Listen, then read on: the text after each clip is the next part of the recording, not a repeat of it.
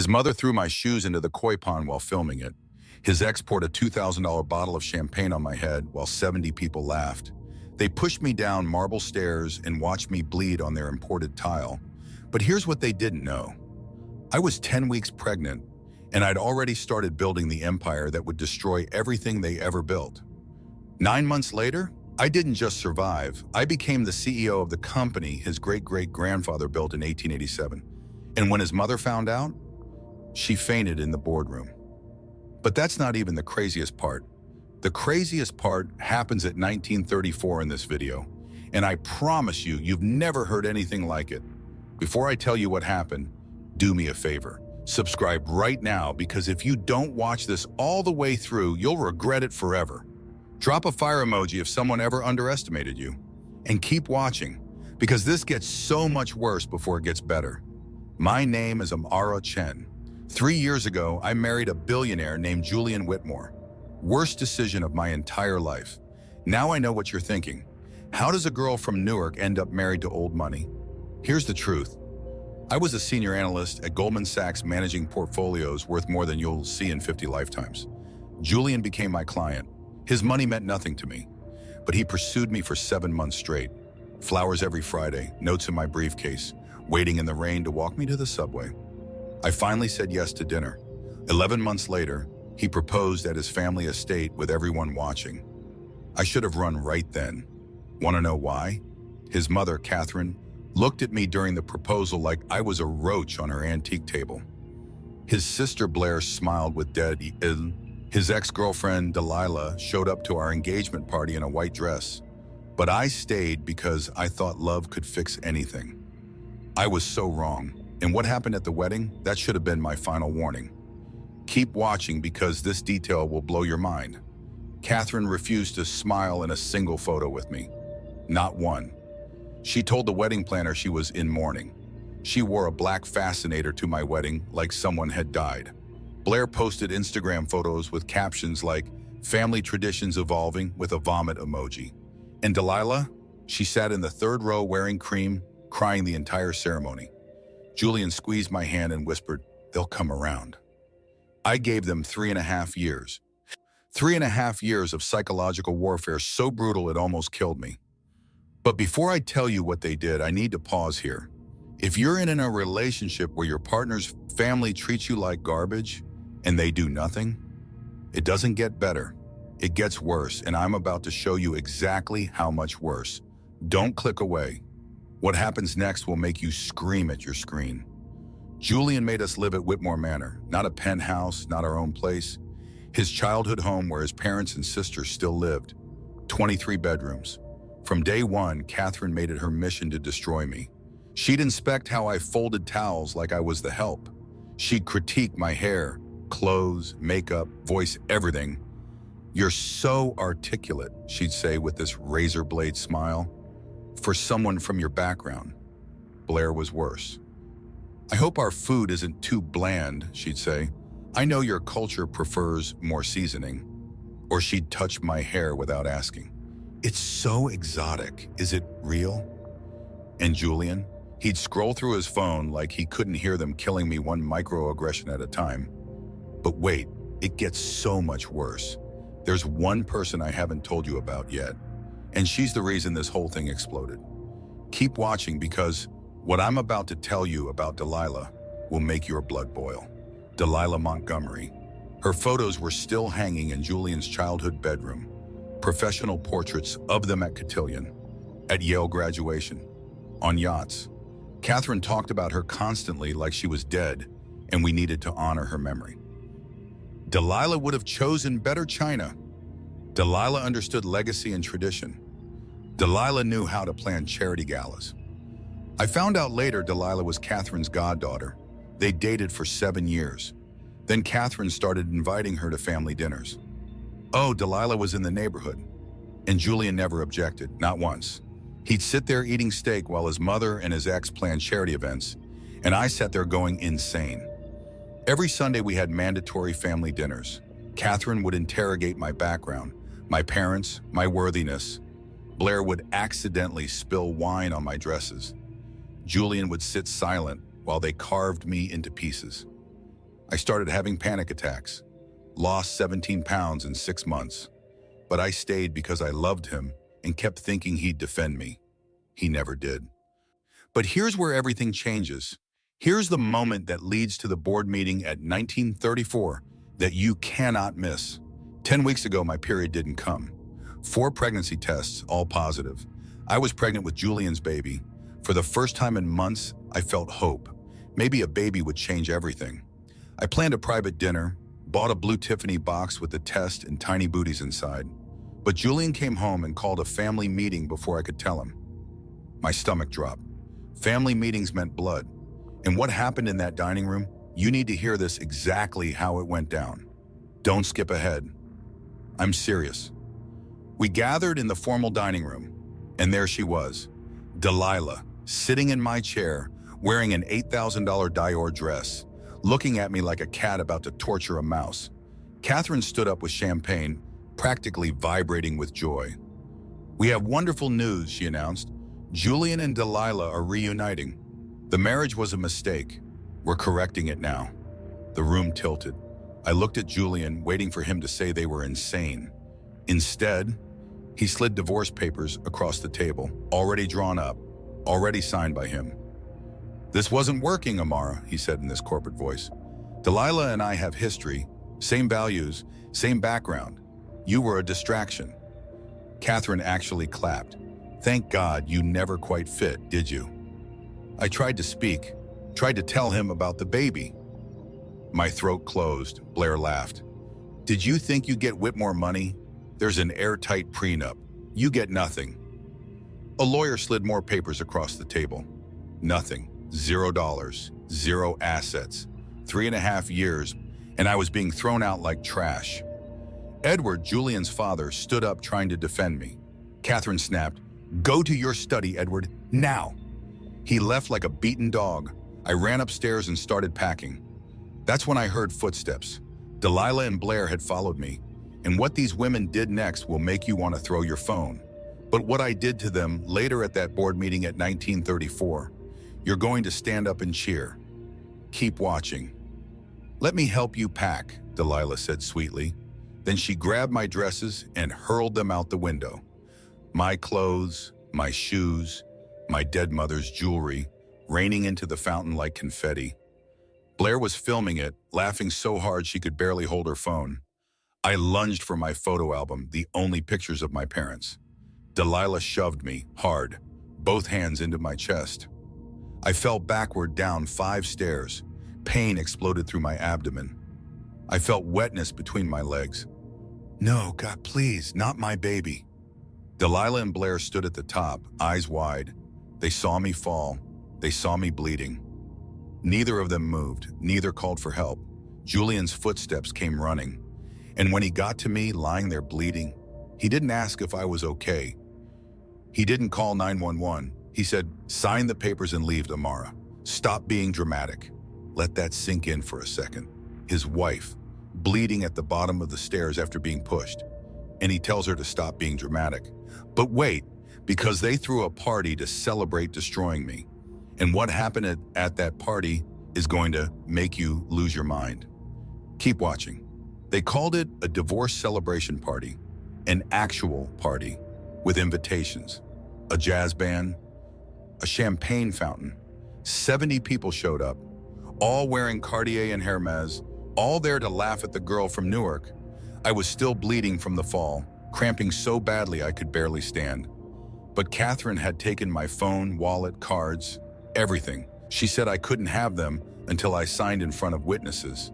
She made me attend. "You'll sign in front of our community so everyone knows this was amicable." I sat in a corner with one hand on my stomach, silently praying my baby was alive.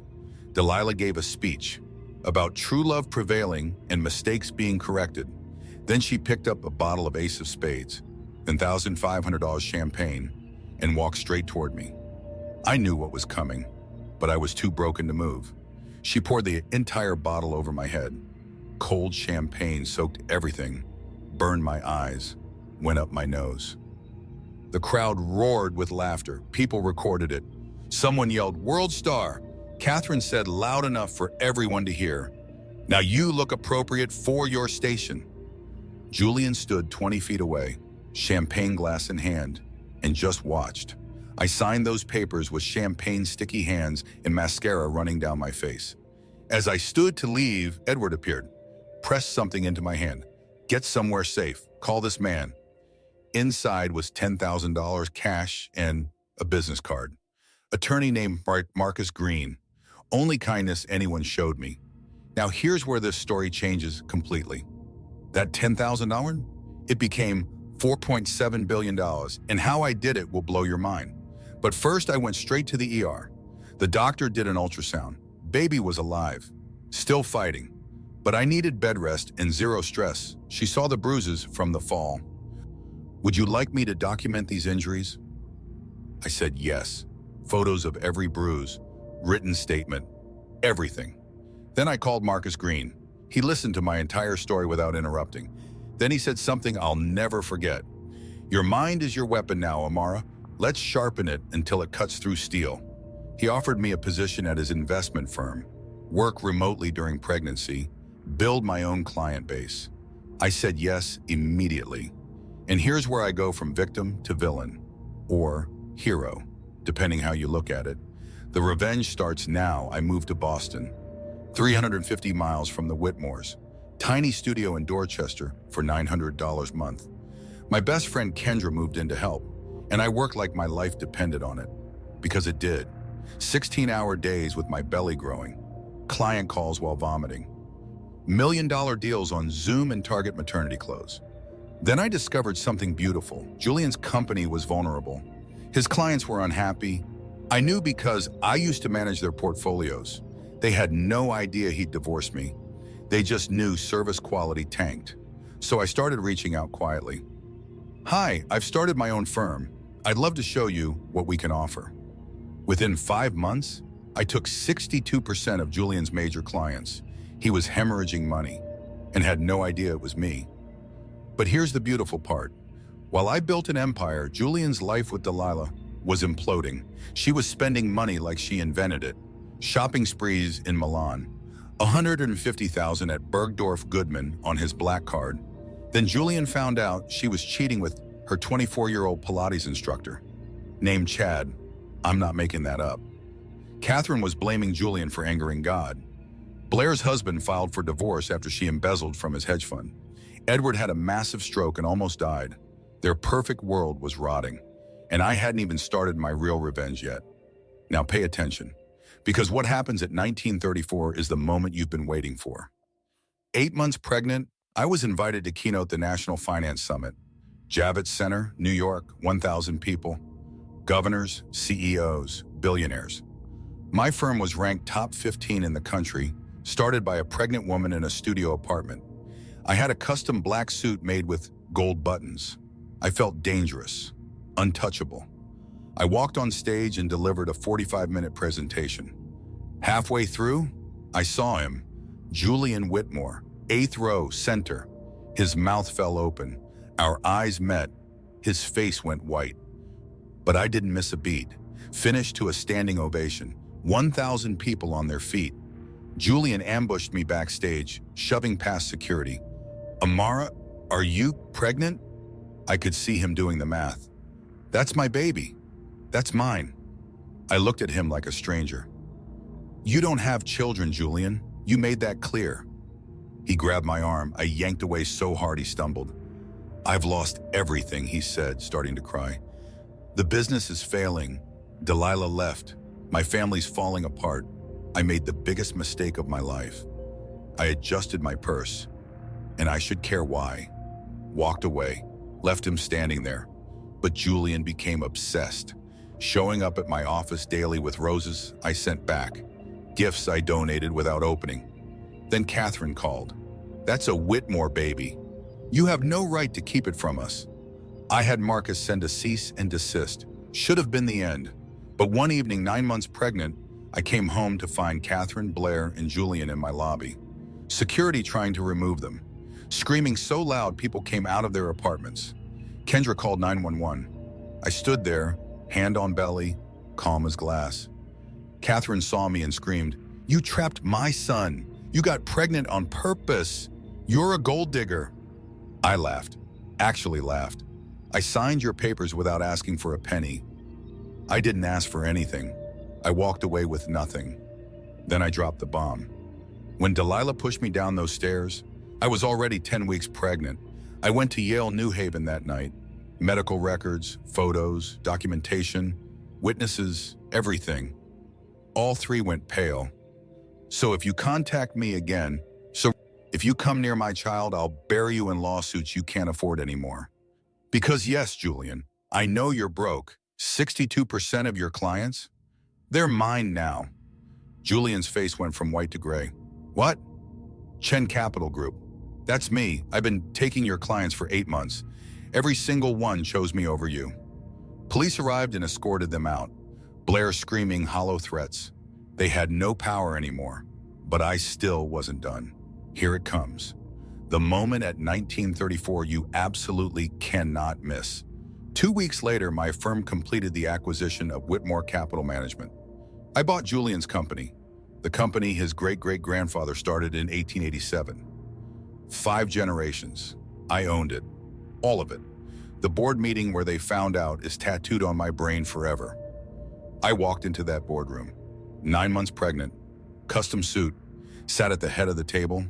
Julian's face when he realized the mysterious buyer was me. Worth everything. Catherine fainted, collapsed in her chair. They called the building medic. Blair started sobbing, actual tears streaming. Edward, still on the board after his stroke, looked at me and smiled. Mouthed, "I'm proud of you." I delivered my statement. "You told me I didn't belong in your world. You were right.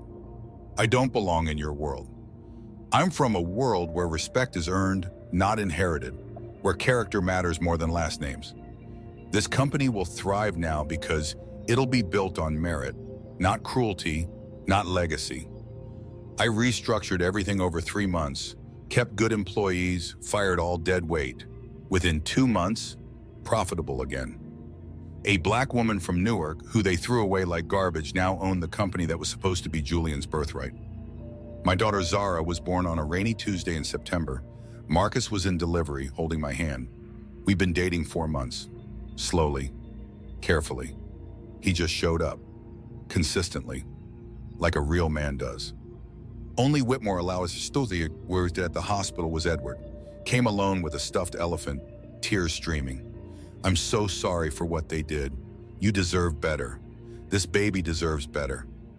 I let him hold Zara for 10 minutes. He'd earned it. Julian texted from the parking garage. Security wouldn't let him up without my permission. "Please let me meet her. I'll do anything." I turned my phone off for 3 days. 6 months later, Forbes ran my story. The woman who bought her ex-husband's legacy, how Amara Chen built a $4.7 billion empire from divorce. Went viral, millions of views. I was engaged to Marcus. He proposed on a beach in Maine on a random Tuesday. Just us 3. Me, him, Zara. No photographer, no performance. Just love. He said, "I want to spend my life showing you what you deserve." I said yes. Julian has court-ordered supervised visitation twice monthly, 2 hours, first and third Saturday. Social worker present, pays maximum child support. Catherine and Blair legally forbidden from contact. 5-year restraining order. Edward is the only grandparent Zara knows. He's wonderful with her. Last time Julian came for visitation, he saw my engagement ring. Completely broke down in front of the supervisor. Full sobbing. Couldn't breathe. I destroyed the only real thing I ever had. You were the only person who loved me for me, and I threw you away like nothing. I was there dropping off Zara's diaper bag. Could have stayed silent, but I wanted him to hear this. You didn't destroy me, Julian. You freed me. Every insult from your mother, every moment you chose them, every time you stayed silent while they tore me apart. All of it built this, I gestured around. My success, my daughter, my peace, my empire. All of it exists because you threw me away. So thank you. Thank you for the divorce. Best thing you ever did for me. Handed Zara to the supervisor. Kissed my daughter's forehead. Walked out. never looked back. They threw me away like garbage. I became the treasure they'll never afford. Now listen carefully. If you're in a situation where people are dimming your light, making you feel small, worthless, like you don't belong, leave, get out, run. Don't wait for apologies that never come. Don't hope they'll change. They won't. Build something so powerful they choke on your name every time they hear it. Comment now what you would have done to the Whitmore family. If you made it to the end, you're my tribe. Smash subscribe. Next week's story is even darker. Tell me your story in comments. I read every one. Remember, best revenge isn't violence. It's becoming undeniable. Living so well your life becomes their punishment, turning pain into power, trauma into triumph. Like this video, share it, turn on notifications. See you next time. Know your worth. Never let anyone make you forget it. Ever. Retry Claude can make mistakes. Please double-check responses.